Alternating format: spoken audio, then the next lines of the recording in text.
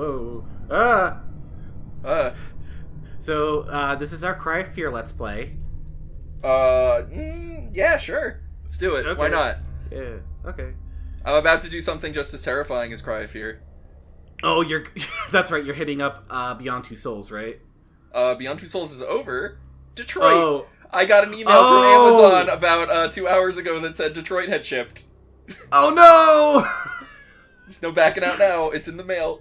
Oh no, that's awful. I'm sorry. It's okay. I'm doing this to myself. You know what's pretty bad? So at work recommended me playing that game when I said I like Telltale games.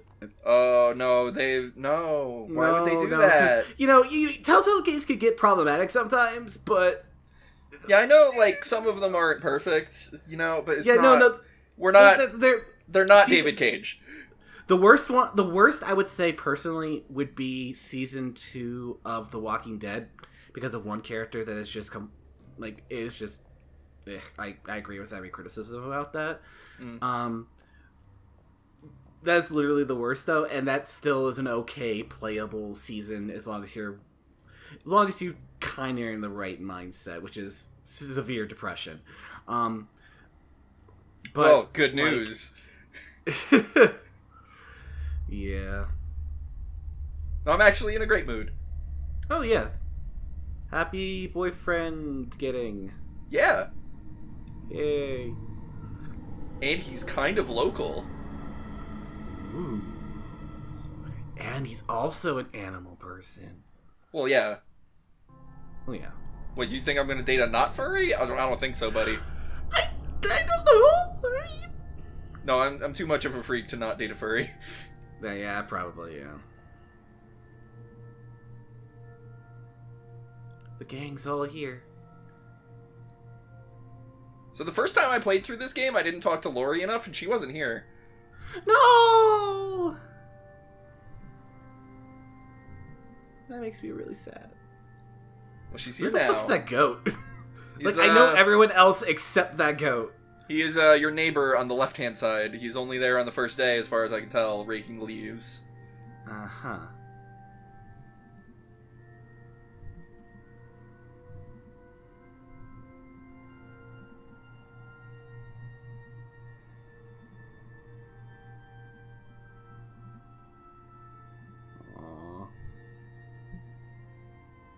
Aww.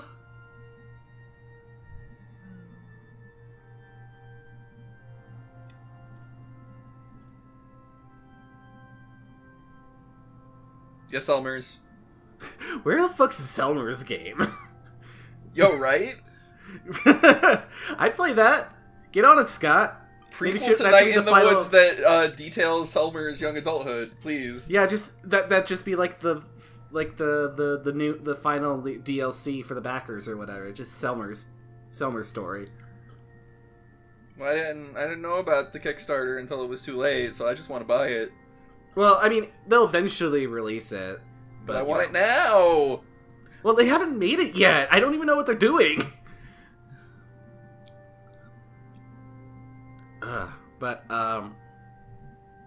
Gosh. For some reason, that made me really think about how, somehow they're doing a season 2 of Life is Strange. And I don't know what they're gonna do about that. I never finished Life is Strange. I wanted to, but I kind of never got around to it. I don't know. I feel like I had it spoiled for me. How do you go from there? What the heck? It gets pretty crazy. It gets pretty weird, but it's honestly, I really like the journey, and yeah, sure, you can make the arguments of, would you get a lot of telltales that, well, some of the choices don't really make that much of an impact, and it's yeah, but they kind of are, intense in the moment, and that's fine with me. I'm someone who can really get lost in that kind of thing, and especially if I'm, really enjoying the characters, which I really did with Life is Strange. But then they did make that one prequel, Before the Storm, yes, where you played as Chloe. I did play it. And there are things I really, really enjoyed about it. Though I definitely am kind of still sad that, the situation with the voice actors, though. Yeah, because that was during the strike and all that. Yeah, but from what I understand, Chloe's voice actress did help write the character for the game, and like there's nothing pardoning her for doing anything like that. And she also did voice coaching for that actress. And then when they did do we're making like the final like bonus episode for that season, it was after the strike, and she 100% came back. She was like excited to come back to do it. Mm-hmm. Yeah. So it didn't seem like there was any bad blood with anyone when it came to that. So, but it's join your local union, kids. Yes, you should, absolutely. I'm happy that she stood out from like the actual acting side, and she stuck her ground with that, and basically waited until they actually were meeting the demands to join back. So yeah, so good. Also, you can totally walk over here, but there's no reason to. Okay, cool. So let's slowly trundle on back to Greg's door. Trundle on over.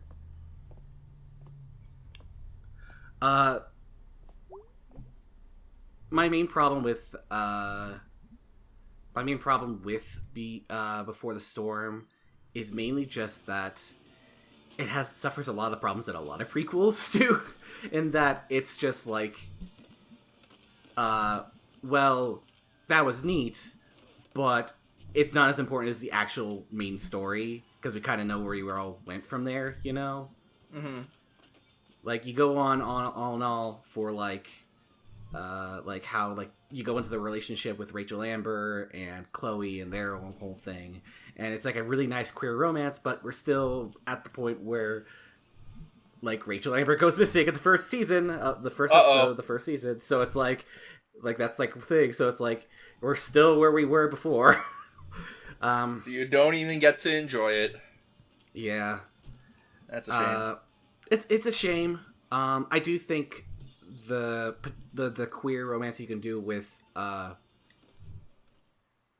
the queer romance you do with like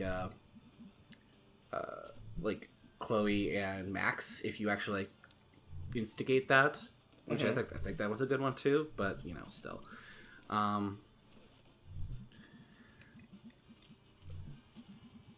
Apparently, I think this is like the second time I brought up Life is Strange from talking this fucking game. Maybe. It's hard to keep track. Yeah, I'm pretty sure I've talked about Life is Strange already. Mm. I think it happens whenever I see Lori M, because Lori M just reminds me so much of Life is Strange. Aw.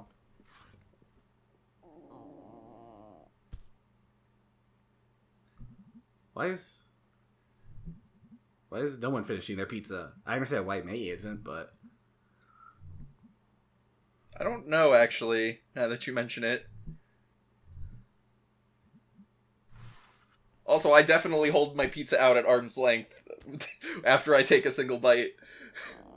It's not weird at all. I tried to do the crust thing. She can't even eat the crusts. Juicy crusts. Crispy, crunchy, tender, flaky crust. Hot pockets.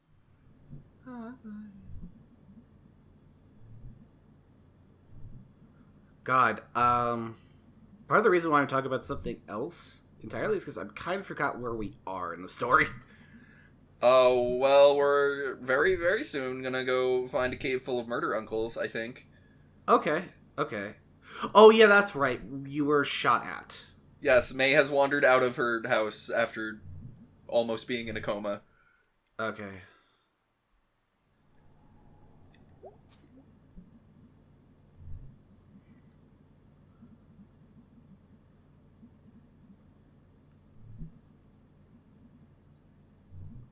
Guts are nice.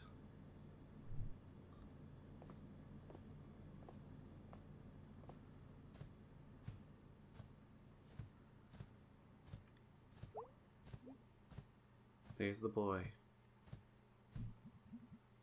That's the boy, alright. I just had the weirdest thought. Well, actually, no. I think this is something I've kind of always felt like whenever they're in this scene. Is that Greg is just fucking huge when he's sitting on that couch. I think you mentioned this when they were all on the couch and May was like explaining about the ghost initially. Yeah, I think it's like them being high up like fucks with the perspective in a weird way.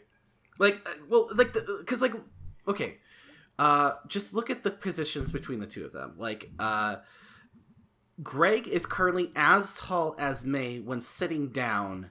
And like May they normally are about the same height. If anything, Greg is a little shorter than May too. Mm-hmm. Maybe a little bit bigger. I'm not. Yeah, it's weird, but like yeah, it's like she is huge.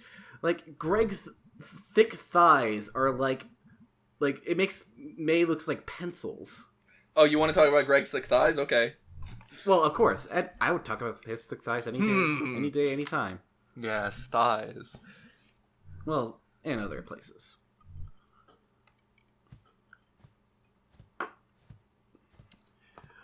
We're talking about his dick, folks.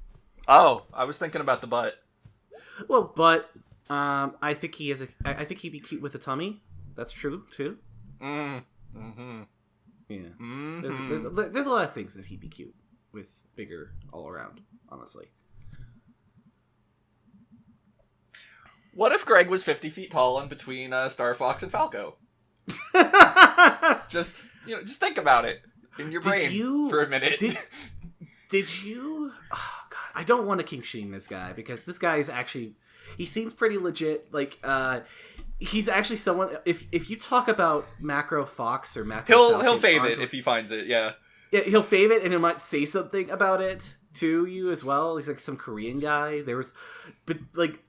So, like, there's this whole, like, there are a lot of rumors about the origin of the dude. Like, I don't want to go too much into it, but, like, I don't think there's anything really confirmed about who he is. All I know, other than the fact that he's just some Korean dude. But he also came up with, like, this really kind of elaborate list about why his fantasies with Falco, like, and how he, like, headcanons it so it doesn't, like, end in any death and destruction in, like, a true macro sense. Oh, okay, well... but one of the things that always sticks out to me, like, is that apparently, God, I don't even know if I should talk about this. Good lord. Just cut it if it sucks. Or just beep it out or something. But he says that, their cum is, like, got healing properties, and then Micro's really like eating it, basically. Oh, well, so it's okay that he comes on everyone. All right, I mean, sure. Sure. I just think it's amazing that one man has commissioned literally, I guess at this point it's probably in the, like, hundreds, right? Oh, God. Of pictures, minimum? Yeah, it's a lot. He actually has a Falco suit now. Oh, good for him. Yeah.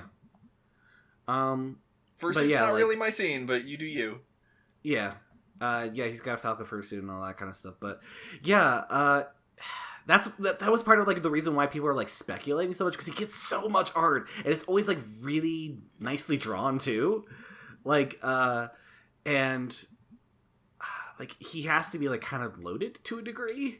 So I heard a rumor that he was a doctor, but I don't. Think that's that what was I ever heard confirmed. too. Yeah, I heard that one too. I heard that one wasn't true, but if it was true, I would be totally down with that. Honestly, like, oh God, we're talking about fucking the Macro Falco guy when we're talking about like during like one of the most like actually emotional scenes that like really punched me in the gut. I don't know about you, but Macro Falco is pretty emotional. I mean, I'd be pretty emotional if he was standing overhead, yes. Exactly. Lots of emotions would be going through my mind.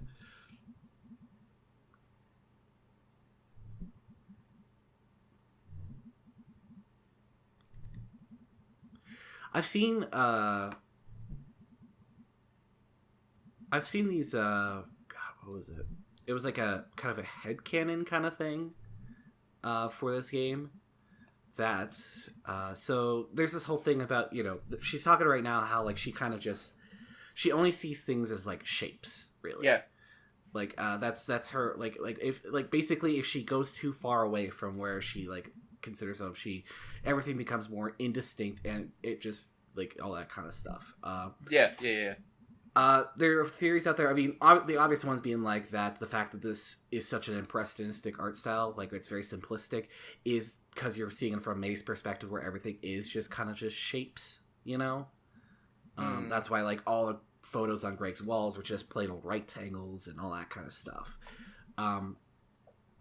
But I mean, there's another one that I actually really liked, is that part of the thing that she does to cope with all this is that she kind of just imagines everyone she knows as like animal people in a way, and this is just how she interprets all her different friends in terms of that kind of thing. So she kind of just makes May's a furry.